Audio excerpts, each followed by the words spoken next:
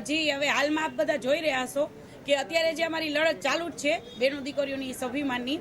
હવે અત્યારે તો મને એવું નથી લાગી રહ્યું કે સ્વાભિમાનની લડત ચાલુ છે. જે રૂપાલાભાઈએ બફાટ કરી હતી, પણ રૂપાલાભાઈનો તો વિરોધ રહેશે જ. પણ જે અત્યારે આવી ગયું છે એ રાજકારણ આવી ગયું છે. હવે અત્યારે પક્ષ આવી ગયા છે ભાજપ ને કોંગ્રેસ. તો હાલમાં જ અત્યારે રાહુલ ગાંધી બોલ્યા છે કે અમારા રજવાડા વિશે બોલ્યા છે રાહુલ ગાંધી, અને ઉમેશભાઈ પણ બોલ્યા છે.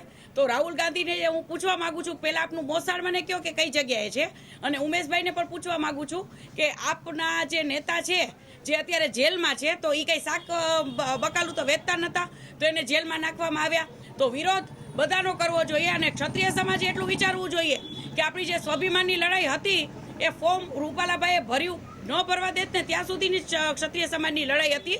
અત્યારે ક્ષત્રિય સમાજને હાથો બનાવવામાં આવે છે, અને અત્યારે આ બધી લડાઈ એક રાજકારણ થઈ ગયું છે.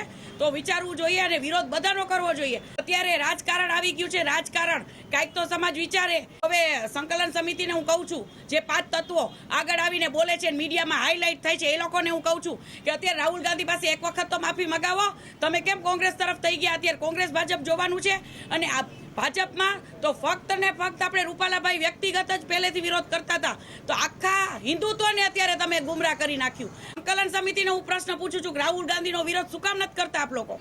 સંકલન સમિતિએ તો શું છે, ખાલી દેખાવ પૂરતું કરી નાખ્યું. અને અત્યારે જે પેલા એમ કહેતા હતા કે પદ્મિની બા આખા સમાજને, જ્યારે મારું આંદોલન વ્યવસ્થિત હતું ત્યારે એવું કહેતા હતા કે પદ્મિની બા આખા સમાજને એમ કે ઉશ્કેરાવે છે ને આ કરે છે. તો અત્યારે તમે લોકો શું કરી રહ્યા છો? વ્યક્તિગત લડાઈની બદલે આખા ભાજપના વિરોધ થઈ ગયા. શું કામ? આખું બીજેપી પાર્ટી શું કામ ભાઈ? બરાબર છે, ખાલી ફક્ત ને ફક્ત રૂપાલાભાઈનો વિરોધ કરો. શું કામ આખું આ બધાને ગુમરાહ કરી રહ્યા છો? ટિકિટો માટે લડો છો?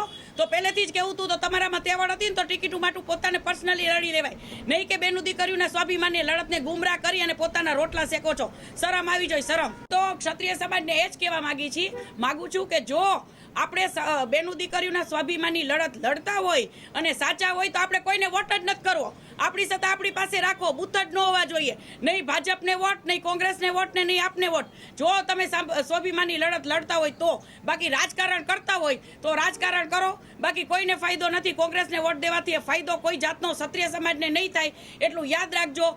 બધા પોતપોતાના રોટલા શેકીને ઘર ભેગા થઈ જવાના છે, કોઈ મામેરા ભરવા નથી આવવાના. અને સંકલન સમિતિના 5 તત્વો હોય, કોઈ ફોન નથી ઉપાડવાના, એટલું યાદ રાખજો. હવે કરવાનું શું છે? ઝંડો લીધો છે ને, તો હું સંકલન સમિતિને કહીશ કે બધું પૂરું જ કરવું પડશે.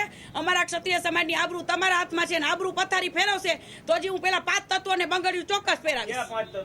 એ 5 તત્વોને અત્યારે નામ નહીં લઉં. જો અમારા સમાજની આબરૂ જાશે ને તો બંગડિયું તો આ લોકોને 5 જણાને તો હું પહેરાવાની જ છું.